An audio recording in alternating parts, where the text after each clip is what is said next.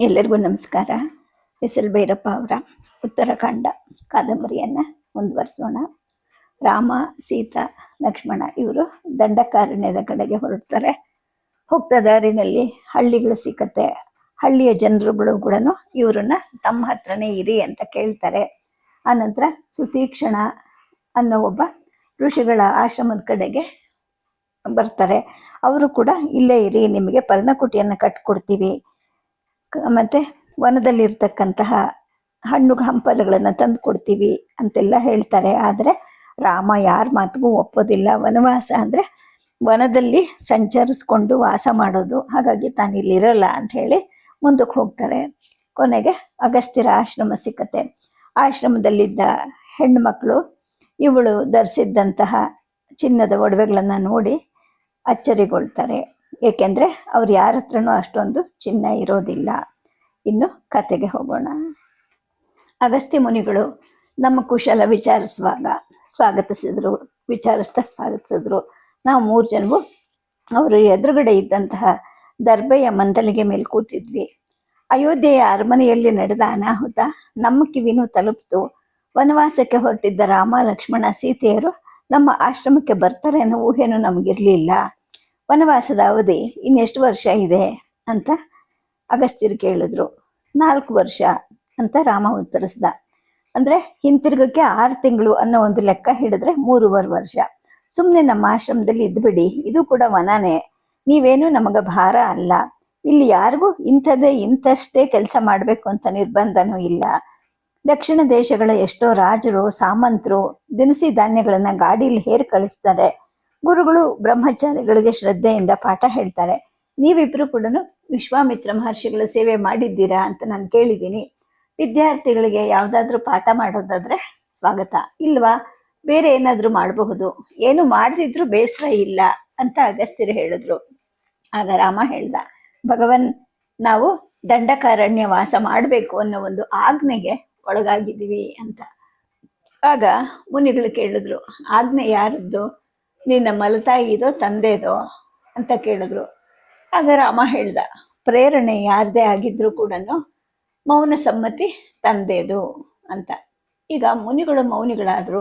ಸ್ವಲ್ಪ ಸಮಯದ ನಂತರ ಹೇಳಿದ್ರು, ದಂಡಕಾರಣ್ಯ ರಾಕ್ಷಸರ ಬೀಡಾಗಿದೆ.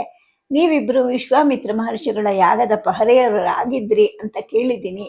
ಯಾಗಕ್ಕೆ ವಿಘ್ನ ಮಾಡಿದ್ದ ಮಾರೀಚ ಮತ್ತು ಸುಬಾಹುಗಳು ಅನ್ನೋ 2 ರಾಕ್ಷಸರಲ್ಲಿ ನೀನು ಸುಬಾಹುವನ್ನ ಕೊಂದೆ, ಮಾರೀಚ ತಪ್ಪಿಸ್ಕೊಂಡ.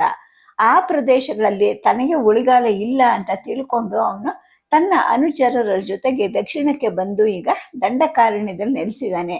ಅವನಲ್ಲದೆ ಅದು ಇನ್ನು ಬೇರೆ ಬೇರೆ ರಾಕ್ಷಸರ ಬೀಡು ಕೂಡ ಆಗಿದೆ. ನೀವು ಎಷ್ಟೇ ಶೂರರಾಗಿದ್ರೂ ಕೂಡ ಕೇವಲ 2 ಅಲ್ಲಿ ವಾಸ ಮಾಡೋದು ಕ್ಷೇಮ ಅಲ್ಲ.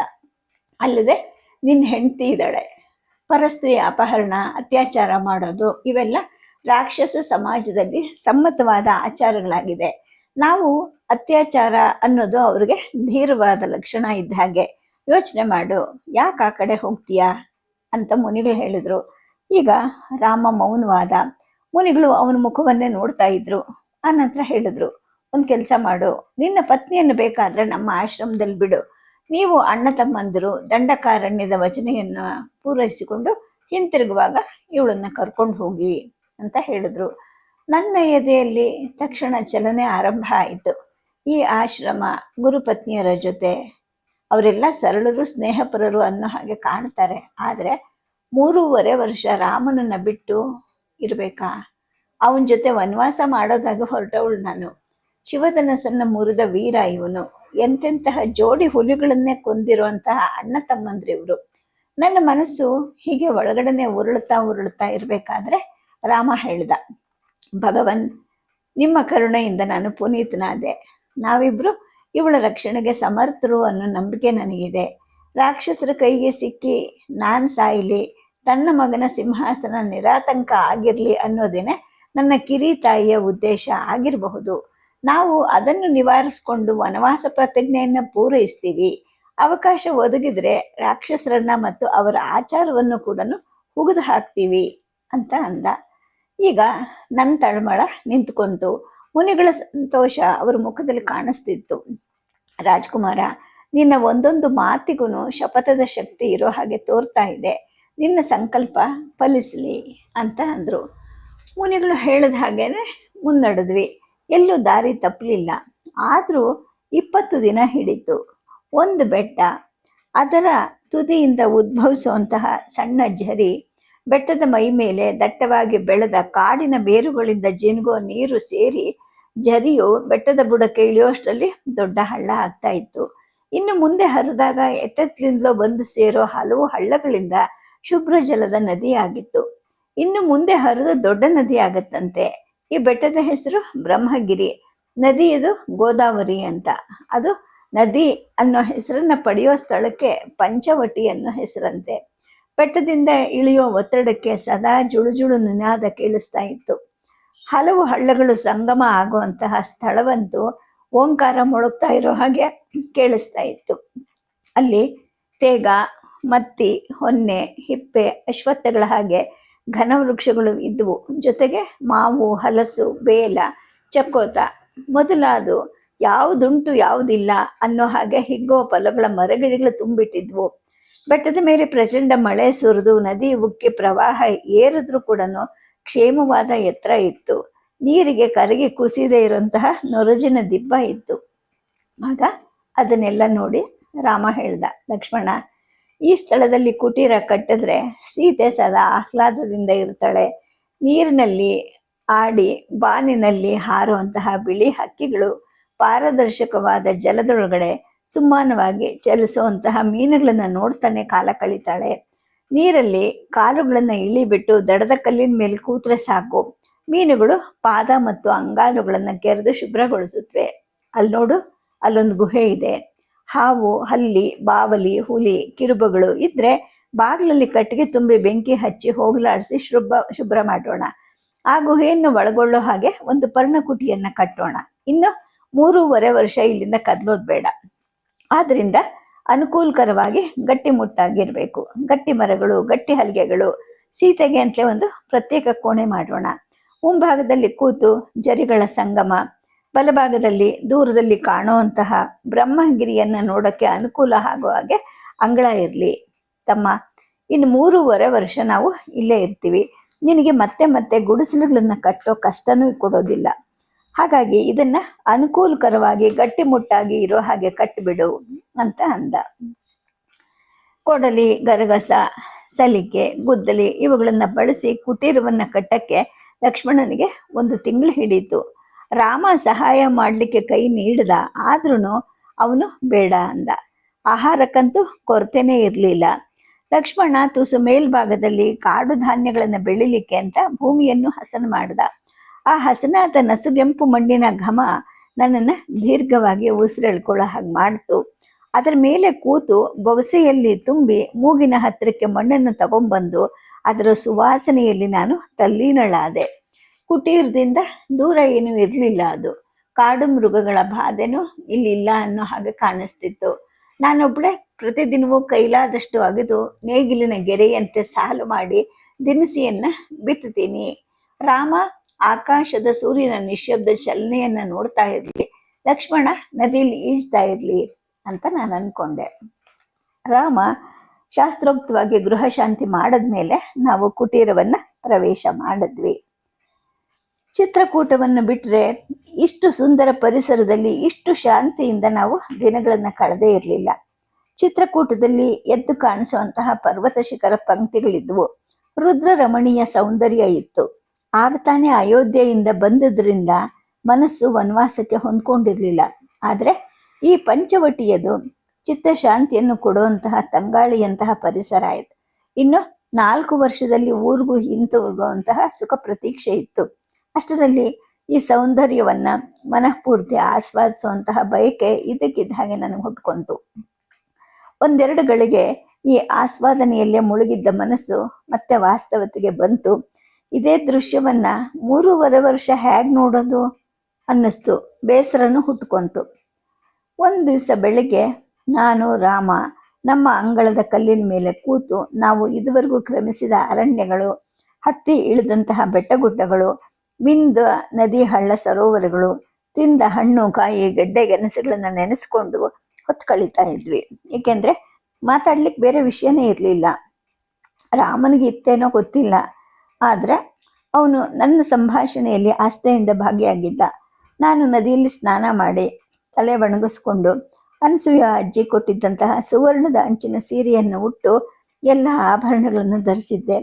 ಈ ಕುಟೀರದ ಅನುಕೂಲ ಎಂದರೆ ಸ್ನಾನಕ್ಕೆ ನದಿಗೆ ಹೆಚ್ಚು ಆಳಕ್ಕೆ ಇಳಿಯೋದು ಬೇಕಿರಲಿಲ್ಲ.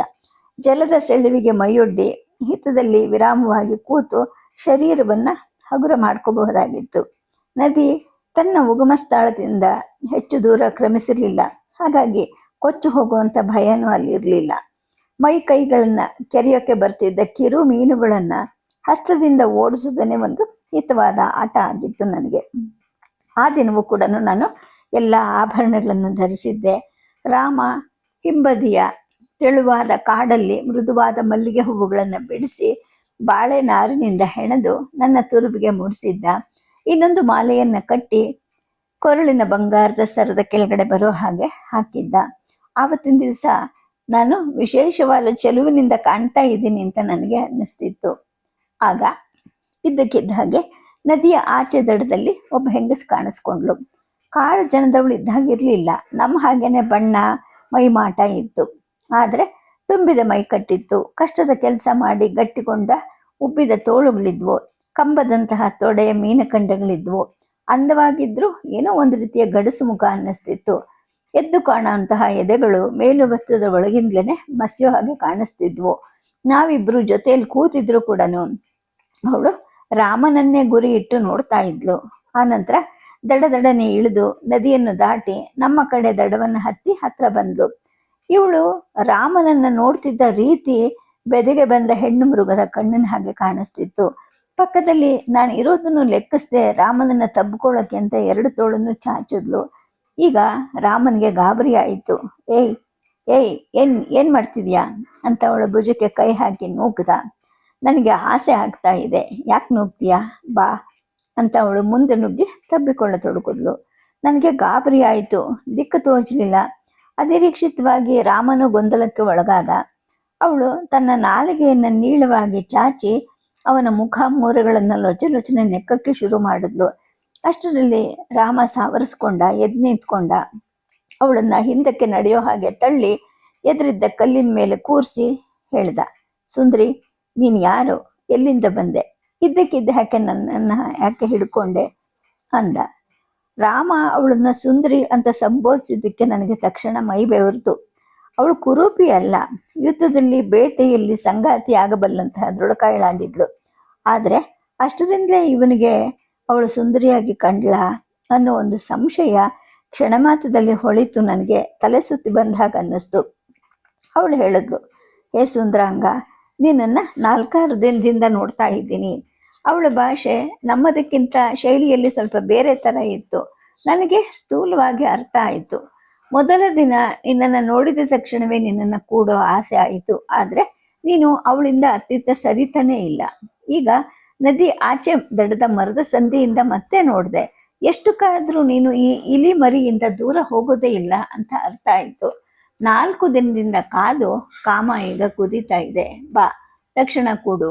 ನೀನು ಕೂಡ್ದಿದ್ರೆ ನಾನೇ ಕೂಡ್ತೀನಿ, ನಿನ್ನನ್ನು ಬಿಡೋದಿಲ್ಲ. ನೀನು ಹೆದರಿ ಓಡಿದ್ರೆ ಅಟ್ಟಿಸ್ಕೊಂಡು ಬಂದು ಹಿಡಿದು ಕೈ ಕೆಡವಿಕೊಂಡು ಕೂಡ್ತೀನಿ. ನನ್ನನ್ನು ಏನಂತ ತಿಳ್ಕೊಂಡಿದ್ಯಾ? ನಾನು ಶೂರ್ಪಣಕಿ. ಈ ಶೂರ್ಪಣಕಿ ಹೇಡಿ ಅಲ್ಲ, ಹಿಡಿದು ಹೊಸಕಿ ಹಾಕುವಷ್ಟು ಶಕ್ತಿವಂತೆ ಅಂತ ಮೇಲೆದ್ದು 2 ತೋಳುಗಳನ್ನು ಚಾಚಿ ಮುಂದಕ್ಕೆ ನುಗ್ಗಿದ್ಲು. ಅದಿರಲಿ, ನಾನು ಇಲ್ಲಿರೋದು ನಿನಗೆ ಹೇಗೆ ತಿಳಿಯಿತು ಅಂತ ರಾಮ ಕೇಳ್ದ. ಆಗ ಅವಳು ಹೇಳಿದ್ಲು, 4 ದಿನದ ಹಿಂದೆ ಬೇಟೆ ಪ್ರಾಣಿಯನ್ನು ಹುಡುಕೊಂಡು ಈ ನದಿಯ ಆಚೆ ಕೂಗಳತಿಯ ದೂರದಲ್ಲಿ ತಿರುಗ್ತಿದ್ದೆ. ಇದಕ್ಕಿದ್ದ ಹಾಗೆ ಮೂಗಿಗೆ ವಾಸನೆ ಬಡೀತು. ಎದೆ ತುಂಬಿಯಷ್ಟು ಉಸಿರೆಳ್ಕೊಂಡು ನೋಡಿದೆ. ಗಂಡು ಮನುಷ್ಯನ ವಾಸನೆ ಅನ್ನಿಸ್ತು. ವಾಸನೆಯಿಂದಲೇ ಗೊತ್ತಾಯಿತು. ಹಾಗೆ ವಾಸನೆಯಿಂದ ಕಾಮನೂ ಕೆರಳಿತು. ವಾಸನೆಯ ಜಾಡನ್ನೇ ಹಿಡ್ಕೊಂಡು ಈ ಕಡೆಗೆ ಬಂದೆ. ನದಿಯ ಆಚೆ ದಂಡೆಯ ಮೇಲಿನ ಮರದ ಸಂಧಿ ನಿಂತು ನೋಡಿದೆ. ನೀನು ಕಂಡೆ. ನಿನ್ನನ್ನು ತಕ್ಷಣ ಕೂಡೋ ಕಾವು ಏರ್ತು. ಆದರೆ ನೀನು ಇದೇ ಹೆಣ್ಣು ಮೃಗದ ಜೊತೆನೇ ಕೂತಿದ್ದೆ. ನೀನು ಒಲಿತೀಯೋ ಇಲ್ವೋ ಅನ್ನೋ ಶಂಕೆಯಿಂದಲೇ ಮತ್ತೆ ಹಿಂತಿರುಗಿದೆ. ಬೆಳಗ್ಗೆ ಮತ್ತೆ ಬಂದೆ. ಅದರ ಬೆಳಗ್ಗೆನೂ ಬಂದೆ.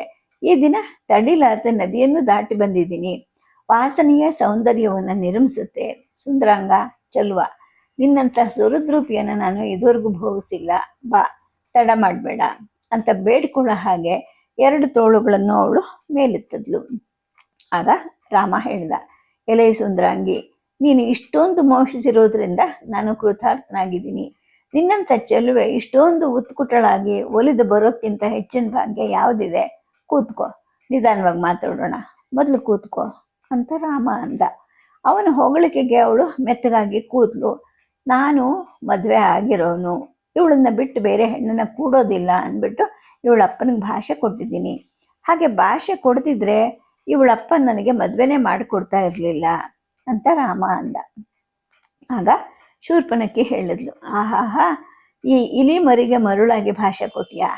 ಆದ್ರೇನಾಯ್ತು ಬಿಡು, ನನ್ನನ್ನು ಕೂಡಿದ್ರೆ ನೀನು ಊಟ ಬಟ್ಟೆಯನ್ನು ಇದು ಕಡಿಯುತ್ತೇನೋ? ನೀನು ಅಷ್ಟು ಹೆದರಿದ್ರೆ ನಾನು ಬೆಕ್ಕಿನಂತೆ ಇದನ್ನು ತಿಂದು ಮುಗಿಸ್ತೀನಿ ಬಿಡು. ಬಳ್ಳಿಯಂತೆ ನಿನಗೆ ಸುತ್ತಿ ಕೂರೋ ಇವಳಿಂದ ನಿನಗೇನು ಸುಖ ಸಿಕ್ಕತ್ತೆ? ಮಲ್ಲ ಯುದ್ಧಕ್ಕೂ ಮದನ ಯುದ್ಧಕ್ಕೂ ಸಮಗೈಬೇಕು. ನನ್ನ ತೋಳು ಭುಜ ತೊಡೆಗಳ ಶಕ್ತಿಯನ್ನು ಒಮ್ಮೆ ಅನುಭವಿಸು. ನೀನೇ ಈ ಒಣಕಲ್ ಕಡ್ಡಿಯನ್ನು ಮುರಿದು ಬಿಸಾಕ್ತೀಯ ಅಂತ ತಿರಸ್ಕಾರದಿಂದ ನನ್ನನ್ನು ನೋಡ್ತಾ ಹೇಳಿದ್ಲು.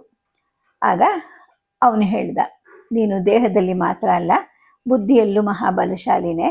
ಹೀಗೆ ಹೆಂಗಸು ಮೇಲು ನುಗ್ಗಿ ಆಕ್ರಮಿಸೋದನ್ನು ನಾನು ಕಂಡಿಲ್ಲ, ಕೇಳಿಲ್ಲ. ಈ ಗುಣ ಹೆಂಗಸಿಗೆ ಶೋಭೆ ಅಲ್ಲ ಅಂತ ನಮ್ಮ ಕಡೆ ಗಂಡು ಹೆಣ್ಣುಗಳು ನಂಬಿ ಅದೇ ಥರ ನಡೀತಾರೆ. ನೀನು ಇದನ್ನೆಲ್ಲ ಎಲ್ಲಿಂದ ಕಲಿತೆ ಅಂತ ರಾಮ ಅಂದ. ಕಲಿಯೋದೇನು? ಆಕ್ರಮಿಸೋದು ಗಂಡು ಪ್ರಾಣಿಯ ಗುಣ, ಪ್ರಚೋದಿಸೋದು ಹೆಣ್ಣು ಪ್ರಾಣಿಯ ಪ್ರವೃತ್ತಿ. ಪ್ರಚೋದನೆಗೆ ಗಂಡು ಸ್ಪಂದಿಸ್ತಿದ್ರೆ ಹೆಣ್ಣೆ ಮೇಲೆ ಎಗರೋದನ್ನು ನೀನು ನೋಡಿಲ್ವೇನೋ? ಕಾಡಲ್ಲಿ ಎಷ್ಟು ವರ್ಷದಿಂದ ಇದೆಯಾ? ಮಾತಲ್ಲಿ ಕಾಲ ಕಳಿಬೇಡ.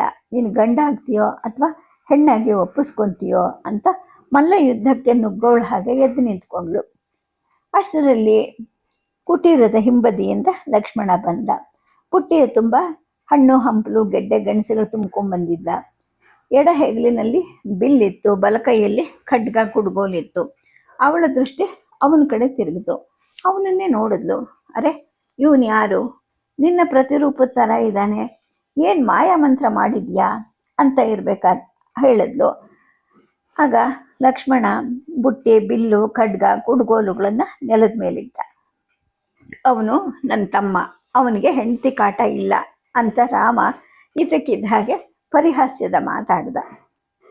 ನಾನಿನ್ನೂ ಕಾಯ್ಲಾರೆ ಅಂತ ಅವಳು ಲಕ್ಷ್ಮಣನನ್ನು ತಬ್ಬಿಕೊಂಡ್ಳು. ಇದಕ್ಕಿದ್ದ ಹಾಗೆ ಎರಗಿದ ಅವಳ ಅಪ್ಪಗೆಯಿಂದ ಬಿಡಿಸ್ಕೊಳ್ಳೋಕ್ಕೆ ಅವನು ಹೆಣಗಿದ. ಅಷ್ಟರಲ್ಲಿ ಅವಳು ಅವನನ್ನು ಅಂಗಾತ ಕೆಡವಿ ನೆನೆಸ್ಕೊಳ್ಳೋಕ್ಕೂ ಅಸಹ್ಯ ಆಗುವಂತಹ ಕೆಲಸಕ್ಕೆ ಕೈ ಹಾಕಿದ್ಲು. ಏನಾಗ್ತಾ ಇದೆ, ಏನು ಮಾಡ್ತಾ ಇದ್ದಾಳೆ ಅಂತ ಅರ್ಥ ಮಾಡ್ಕೊಳ್ಳೋಕ್ಕೆ ಸಂಭ್ರಾಂತನಾದ ಅವನಿಗೆ ಕ್ಷಣಕಾಲ ಆಯಿತು. ಅಷ್ಟರಲ್ಲಿ ಅವಳು ಆಕ್ರಮಣವನ್ನು ಪೂರ್ಣಗೊಳಿಸೋಕ್ಕೆ ಅಂತ ಪಟ್ಟು ಹಾಕಿದ್ಲು. ನಾಚಿಕೆಯಿಂದ ಅವನ ಮುಖದಲ್ಲಿ ರಕ್ತ ಧುಮುಕುಡ್ತಿತ್ತು. ಜಾಡಿಸಿ ಮೇಲೆದ್ದ. ಅವನು ಹತ್ತಿರನೇ ಇದ್ದ ಖಡ್ಗವನ್ನು ಎಳ್ಕೊಂಡು ಮೇಲೆತ್ತಿದ. ಲಕ್ಷ್ಮಣ, ತಮ್ಮ, ಸ್ತ್ರೀ ಹತ್ಯೆ ಮಹಾಪಾಪ ಅಂತ ರಾಮ ಕೂಗ್ದ.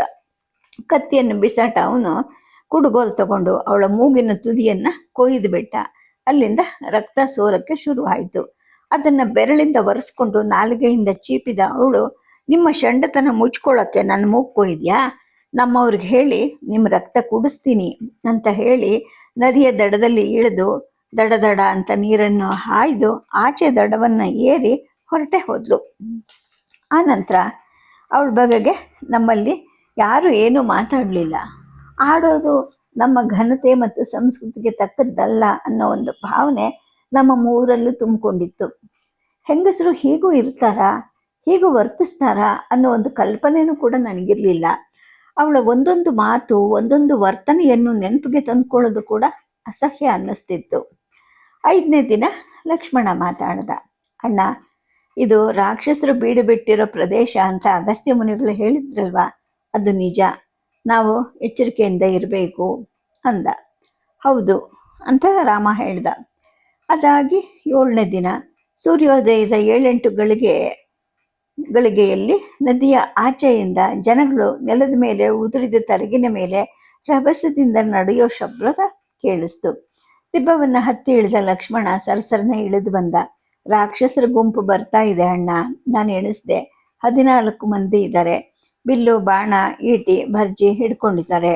ಅತ್ತಿಗೆಯನ್ನ ಗುಹೆಯ ಒಳಗೆ ಅವಿಸು, ನೀನು ಅದರ ಬಾಗಿಲಲ್ಲಿ ಕಾವಲಿರು, ನಾನು ಇವರನ್ನೆಲ್ಲ ತರದು ಹಾಕ್ತೀನಿ ಅಂದ.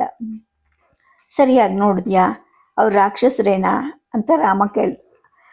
ಹೌದು, ಎಣಿಸಿ ನೋಡಿದ್ದೀನಿ ನಾನು ಅಂತ ಲಕ್ಷ್ಮಣ ಹೇಳ್ದ.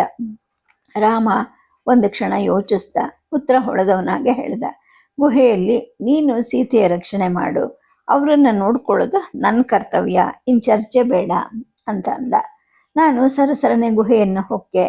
ಲಕ್ಷ್ಮಣ ಎದೆ ಕವಚ ತೊಟ್ಕೊಂಡು ಬಿಲ್ಲು ಬಾಣ ಖಡ್ಗ ಹಿಡ್ಕೊಂಡು ಒಳ ಬಾಗಿಲಲ್ಲಿ ಕೂತು ಗುಹೆಯ ಬಾಗಿಲು ಹೊರಗಿನವ್ರಿಗೆ ತಿಳಿದಿರೋ ಹಾಗೆ ಮಾಡಿದ್ದ ಕಟ್ಟಿಗೆಯ ತುಂಡುಗಳನ್ನು ಒಟ್ಟದ. ಒಳಗಡೆ ನಿಶಬ್ದವಾಗಿತ್ತು, ಕತ್ತಲಿತ್ತು. ಸ್ವಲ್ಪ ಹೊತ್ತಿನ ನಂತರ ಒಂದರಿಂದ ಒಂದು ಸುರ್ ಅಂತ ರಭಸದಿಂದ ಹೋದಂತಹ ಬಾಣದ ಸದ್ದುಗಳು ಕೇಳಿಸ್ತು. ಎಲ್ಲೋ ದೂರದಲ್ಲಿ ಹಾ ಅನ್ನೋ ಒಂದು ಊಳು ಕೂಡ ಕೇಳಿಸ್ತು.